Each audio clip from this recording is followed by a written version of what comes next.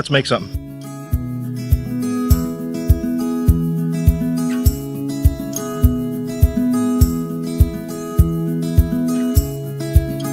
Let's go. You're just drunk.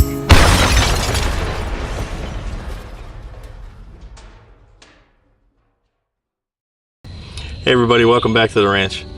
First of all, I want to thank all the new subscribers. The channel, one of our stupid videos got picked up by a YouTube algorithm and it absolutely exploded. It went from 52 subscribers to over 800 and over 300,000 views so far.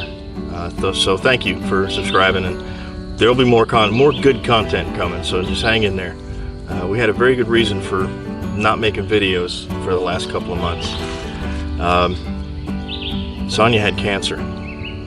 It could have been way worse than it was. We are very, very fortunate. But it scared our primary physician. By the way, if you see this, you know who you are, and thank you for all you do for us. Then we had to go see a dermatologist, and they were like, oh crap, we got to do something about this right away.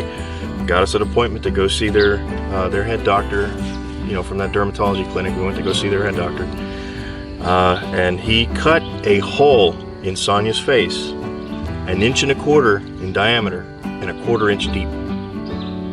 Yeah, his thing looked like this. It was huge. Not the mole, not the melanoma itself, but that was only what, a little bigger than a pea, maybe. About the size of a dime, and a little bit smaller than a dime. No, it wasn't that big. It wasn't. A little smaller than a dime. Anyway. You pop an eyeball out and look at the side of your face, I can see it. That's the scar afterwards. So, here's a before pic. If you are squeamish, look away, fast forward about 10 seconds, because I'm going to show you what it looked like after the dermatologist removed the melanoma.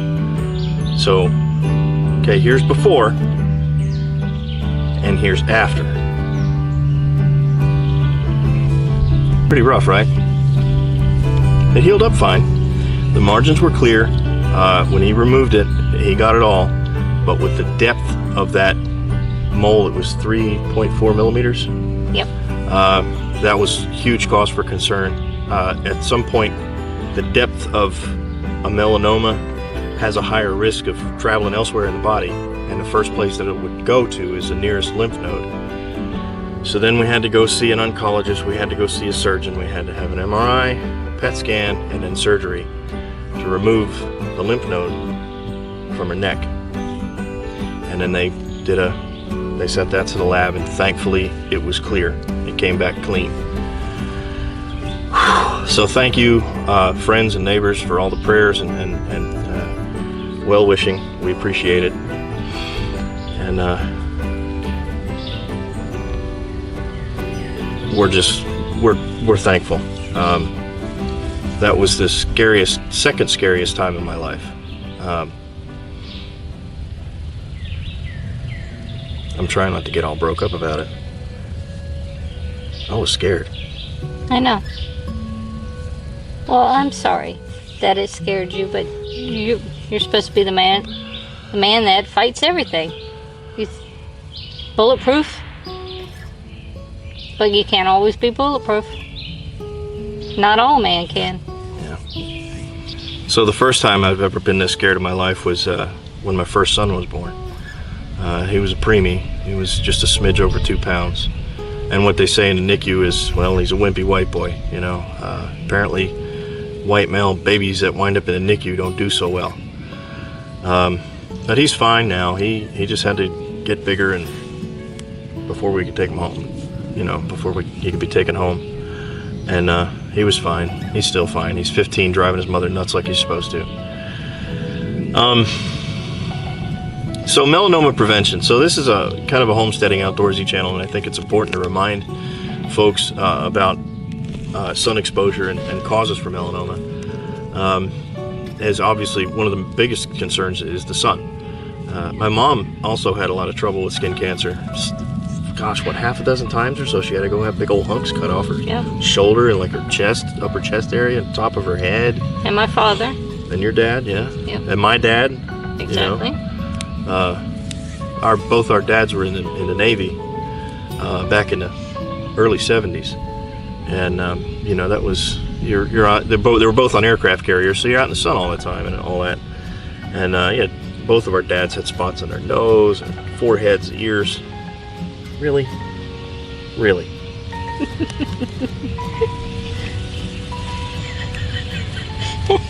She just wants some loving. She's not a window licker, she's an armpit licker. Yeah. That's even worse. Okay. There you go. I know. Poppy. I'm gonna have to change my pants before I go to work. Just push her away. No, I'll just pet her. So I'll leave her alone. So some ways that you can help protect yourself. First of all, sunblock, you know. Wear a nice big hat.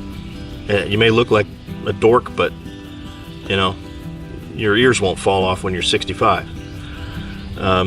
Long sleeve, lightweight shirt, something that's breathable, and also watch out for, you know, signs of heat stress. Drink plenty of water. Find something that's light and breathable. Don't wear a flannel shirt or denim shirt. That would probably be bad. Have your doctor, a loved one, or someone else check your back, places you can't see. If you see a mole with what is it, like irregular edges, and that has been growing kind of fast, that wasn't there like a year ago, have that looked at. I'm by no means am I an expert, but I'll leave a link in the description to, you know, Johns Hopkins or Cleveland Clinic or some big name in cancer research that can tell you more about what to look for.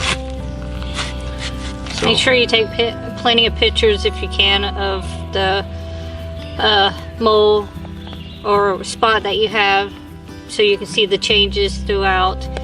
Your doctor's going to tell you the same. The dermatologist is going to tell you the same thing. Just be aware of what is on your body and how, and if something pops up, look at it closely and get it checked out, because you never know.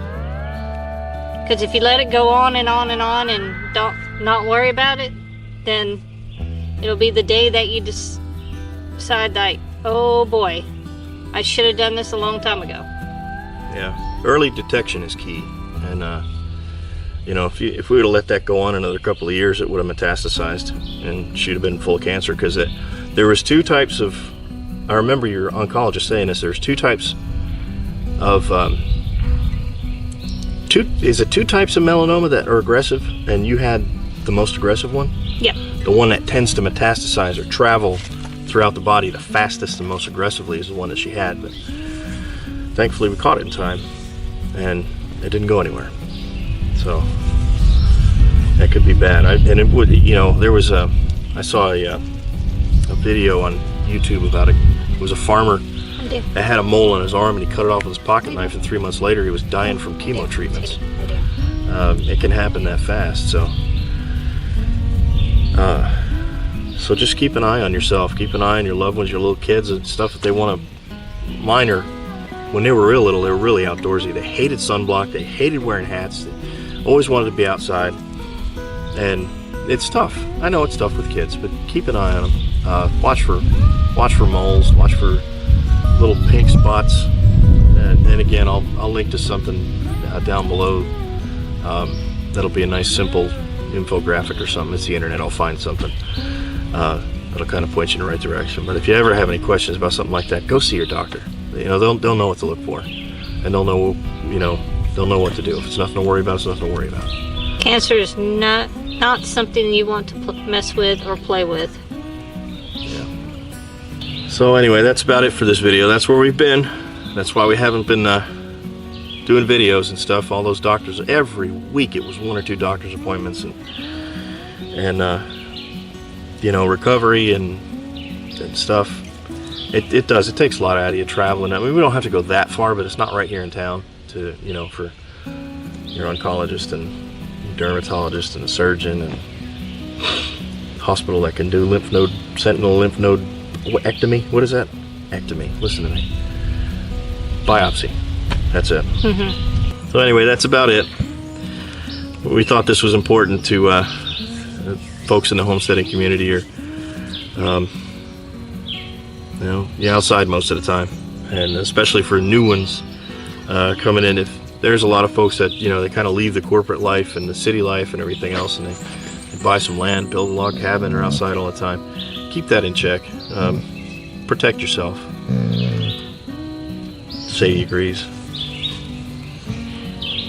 Be good, do good, and do the best you can with what you got. We'll see you next time.